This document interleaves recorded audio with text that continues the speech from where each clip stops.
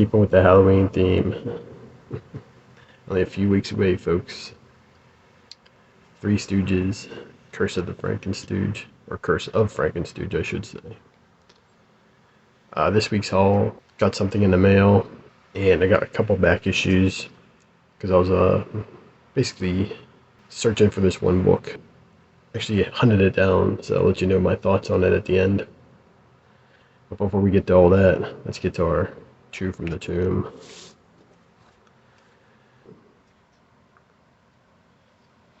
But this is basically a reprint of issues number 3 and 4 of the Swamp Thing Volume 1.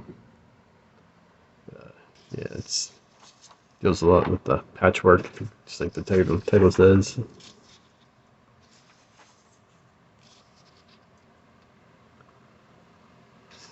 Bernie Wrightson is one of those guys that I really wish I would have met before he passed away. Just one of my favorite artists. But the other thing this issue has is it has the introductory pages from House of Mystery 203 and 206. There we go.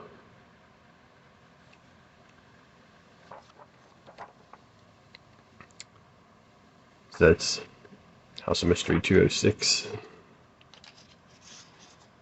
That's 203.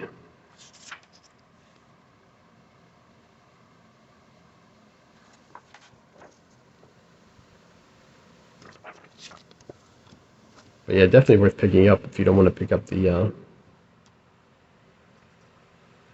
trade or the individual issues. I'm still trying to piece together the individual issues, but I'm definitely not above buying these. If you don't like the trade paperbacks, I mean, this is an easy way to go. And I find these, and I think I got 2 or 3 of these issues of the 5, and I've gotten them all on dollar bins. So next up, I was flipping through. I was like, let's do something a little bit movie related, but still a little bit of horror related, but not really. This is Army of Darkness, issue number 2, with John Bolton art, Sam Raimi. Fumbled that one. Writing the story here.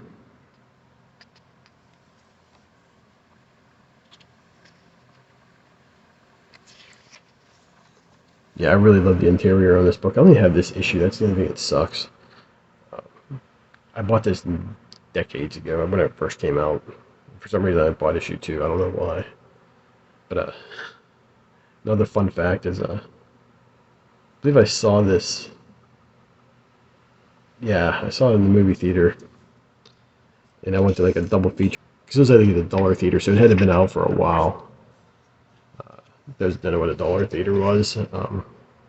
Back in the 90s, a lot of the movies that were not ready for VHS at the time would go to the dollar theaters, and you could watch it like months, even almost years later, a year later, and it'd still be on the big screen. Now it seems like if it's on the big screen more than a month and a half before it's out on Blu-ray or streaming, it's a rarity.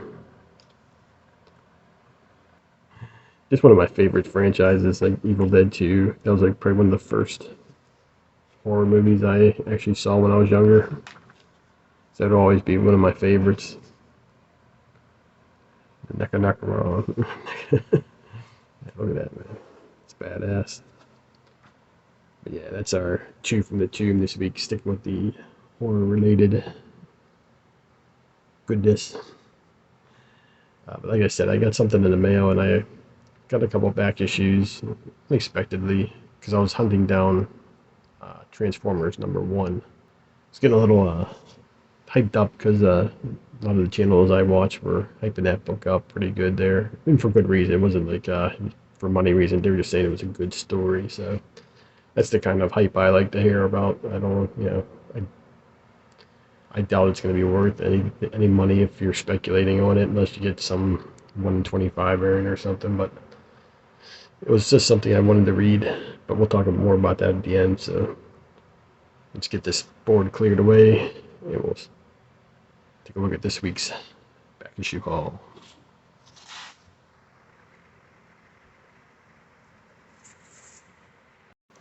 We'll start off with some dollar books first. So this was an amazing find. It's Sham Comics featuring Farewell My Dummy. But this was a diamond in the rough here. I'm not sure. It's by Source Point Press. It's volume 2, number 4. But the cool thing about this is just all the artists that were the creators.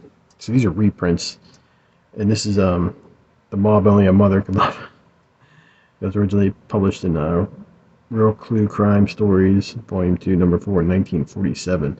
But the art by this is Jack Kirby and Joe Simon. So some of the early Kirby work. And that's not the only one.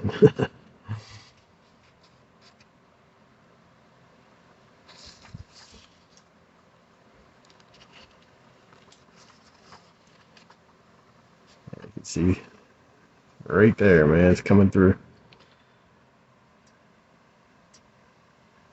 This story, Farewell My Dummy, from the cover page. This is art by Leonard Starr.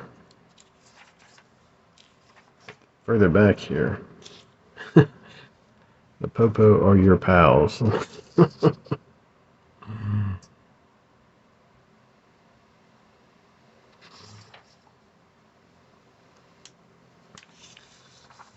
So this third story is Burn Baby Burn, and it's the art's by Alex Toth.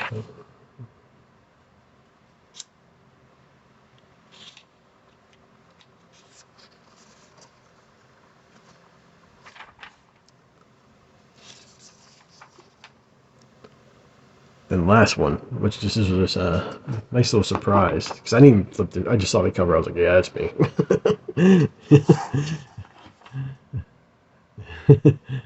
That's a PZ special right there. But this last story is Furr's Murder. It's the art's done by Matt Baker. Legendary artist from that era.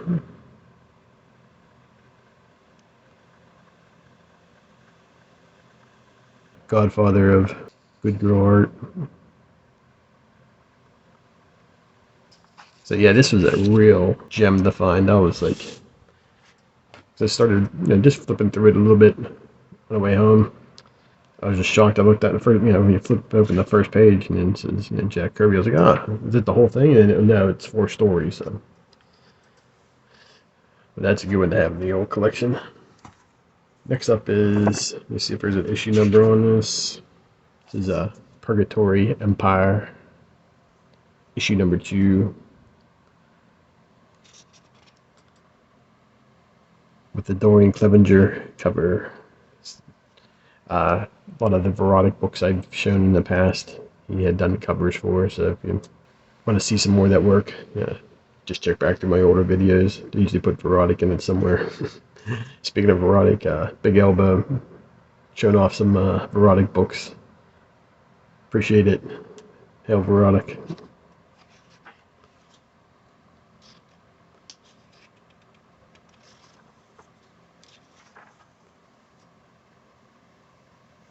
But Ken Lashley did the interiors on this one.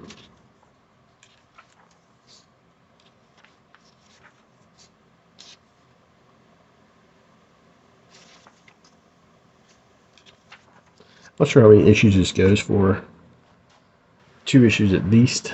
Let me see it. Let me take a quick look at the end here. Again, I didn't read these yet. Yeah, so at least goes to issue 3 issues. Next up, this is like my 3rd copy of The Spectre, issue number 25, with Martin motherfucking Emond.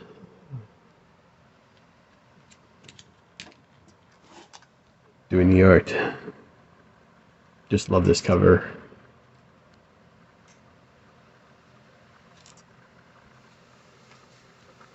Not bad for $1. Had to pick this up too. It wasn't 10 cents. It was $1 for me. Die, kitties, die. Cat House of Horror. The infamous, what was that? Crime Suspense Stories cover homage.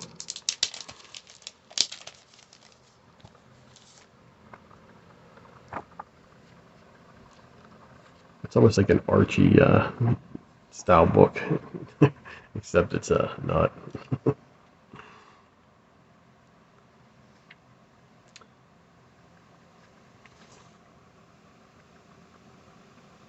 Dan Parent, I believe he did do some of the Archie stuff. Maybe somebody can tell me down below. I'm not a big follower of Archie. Maybe next week's Two from the Tomb I'll show some of the Afterlife with Archie. But yeah, this is a little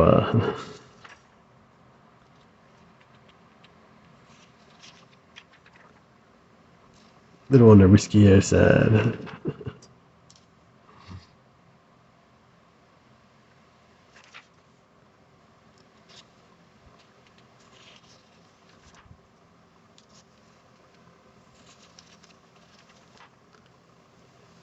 Yeah, I've never heard of this. Kitty's Cat House of Horror. This is like the first one I've ever picked up. I picked it up just because of the cover, though. But I figured, good time to show it too for Halloween.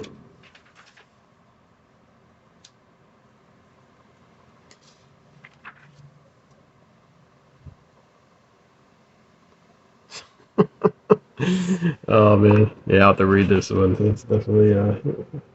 First, I thought it was just gonna be a cover buy. Now I'm like interested in to see what it's about. Because we know on this channel, we don't buy stuff for covers anymore. We try not to, I should say. Last one I picked up was this was amazing to actually find this. This book has been. Well, let's just show it first of all. So it's X-Men issue #1, the Grateful cover. The only one I didn't own of that is 5 covers, so I'm glad to have it in my collection. Seems like the previous couple of years now, this book has just been finding its way into $5 and $10 bins, which those that don't know, this book was a highly produced, one of the greatest, or one of the most best-selling comics of all time.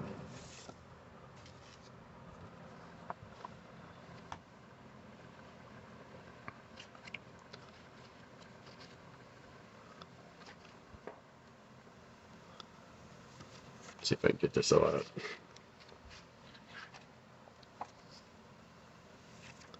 Not sure if it's all going to fit on the screen here. We'll see. There goes my 9.8. Yeah, it's not going to all fit on there, but you get the idea. Each one of these, for those that don't know, if you've been, I don't know why you wouldn't know this, but this one, and this one were all separate covers.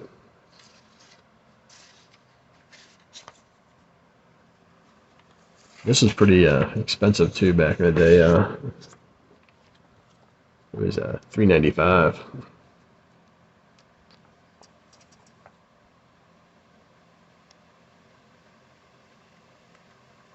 Yeah, the Villains Gallery. Such a great time to be collecting too. I mean, this book, everybody was talking about this book back when it came out. And even to me, I wasn't an X-Men fan at all, and I still picked it up. I think I have the first 7 or 8 issues too, because I enjoyed it. I mean, not knowing too much about the X-Men one, this was probably my real introduction to reading X-Men at the time. Regardless what people's opinions about it are, but I bought the first 7 issues. Then I ended up years later getting issue 12, that famous cover. Not something I would see myself going back trying to collect or anything, but I really wanted this cover for the longest time, and every time I found it at local shows and stuff like it was, $5, $10, inflated way too high for me. So, all right, so that's my dollar book haul. Let's get to our mail haul now. Next up, but it's Spain, Volume 1, Street Fighting Men. Of course, it's from Spain Rodriguez, an underground comics legend, I should say. So it has the complete Trash Man storyline. It's like 175 pages of Trash Man stuff. The reason I knew about that is because I picked up his Zap Comics.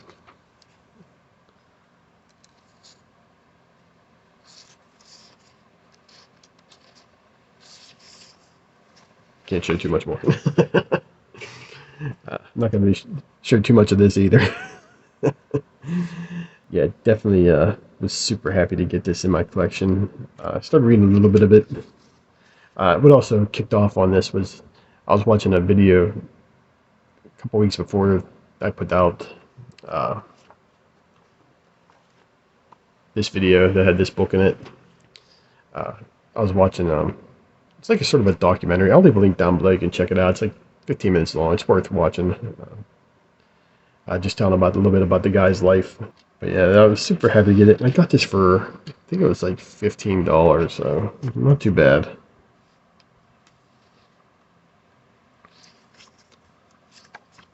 Like I said, I can't show a whole heck of a lot of it, but there's 3 volumes too. I would definitely want to get the Warrior Women, I believe it's called, Volume 2. I'll try to leave a correction down below if it's wrong. But that one's a little bit more pricier. I couldn't find that for under 20 bucks, so I'm definitely going to be keeping an eye out for that at different places that I go to. But yeah, definitely super happy to have this. Now I can finally read the whole thing too. A couple of shows I got to go to. I'm going to be trying to get more of these issues, so I think got another show coming up. Hopefully the same table where I got this one from is there. That's this week's haul. Got a wide range of different material here. And that's how we do it on this channel, man. We don't stick to one thing. All right, let's get to, well, it's not gonna be last week's books this week. It's gonna be last week's books off the shelf because none of these are off my pull list. So let's get to that here. Let's clear the screen here. Okay, so the book I went looking different shops, which I'm lucky to have multiple shops around the area here. But I was able to find a copy of Transformers #1. Been watching a lot of videos lately, and this book was coming up a lot, and a lot of people said it was a good, decent story, so I figured I'd give it a try. Yeah, because I'm still looking for stuff to put on my pull list since it's dwindling down. But I like to have at least between 5 to 7 books on my pull list now, and I'm down to like 4. Just looking for something else to put on it. I was never a big Transformers comic book guy. I loved the cartoon growing up. Loved the figures, that stuff, but never was a fan of the comics. I shouldn't say I was never a fan of it. I just never bought too many of them. I have a few, but nothing that I can really make a judgment on. So I was more in the G.I. Joe camp. But I sort of had some fear of missing out on a good story. And from what everybody said, this was just a great first issue. Lots of action, lots of retro. They look like the Transformers that I remember, not the movie versions or anything like that. So that's a good start for me. But yeah, it's good action, good story. I'm definitely probably going to be on for issue 2 at least. I'm debating whether to put it on my pull list, maybe just till issue 5. Then I'll decide after that. But I thought this was cool, man. It's basically Optimus Prime versus Starscream. Starscream gets taken to Suplex City. But I highly recommend this first issue. It was just good action, good fun, good nostalgia. I know it's a bad word to some people, but I figure it's definitely worth checking out. It might just be, hopefully it makes it past the first 6 issues or whatever, and then pick it up and trade. It might be one of those books that I might just pick up and trade after the first 5 or 6 issues. But definitely worth checking out. You remember these books from last week? Got some Hulk. Yeah, let's get them in. Got issue 3 and 4. So for some reason I could not find issue 2. I had to go to a shop that it's a little bit further away from my house, and I was able to get a copy. issue number 2. Another highly recommended series. If you like the Immortal Hulk, this is sort of in the same vein. Yeah, it's different, of course. But it's bringing the Hulk back to a horror book, a monster book, and that's what the Hulk needs to be. Forget the Avengers crap. Nobody cares. We want the Hulk destroying shit and just badass monsters coming after him. Donny Cates version, I dropped that after I think it was like issue 7 or 8. I was done with it. Granted, I think he had some personal life problems, so I probably didn't want to go in the direction that he wanted it to go, whatever, but I had to drop it. Yeah, but definitely worth checking out the series. I have issue 1, but it's put in a box, so. But this will be going on my pull list, at least till issue 10. It seems like I like to go in 5-issue increments, like issues 1 through 5. So I'll definitely pick up 5 off the rack, and I'll probably decide then if I'm going to put it on my pull list for another 5 issues. The only real problem I see of it so far is for the guest artist, and I think it's next issue it's another guest artist. So that sort of takes the wind out of the sails sometimes for a series. I mean, granted, we're only 4 issues in, and we already got a guest artist, so that's unless they're planning something big for the next. But you can tell the art difference right away. That's the only thing that's really, not that this is a bad artist or anything like that, but I mean, you can see the side by side here. I love the darker stuff,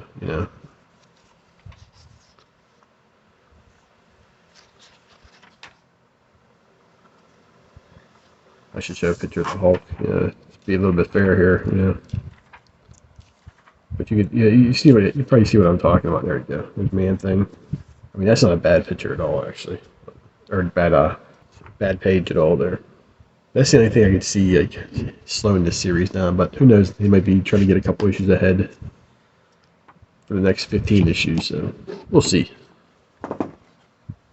Alright guys, thanks for watching. I really appreciate it. Really appreciate all the subs. I got a couple links down below that you want to check out. The Spain Rodriguez link, definitely check that out. Check out Big L Bo. Check out that Verotik stuff, man. That's not too many channels show that, so it's always cool when somebody else shows some of that stuff. Alright guys, thanks for watching, and I'll talk to you next time.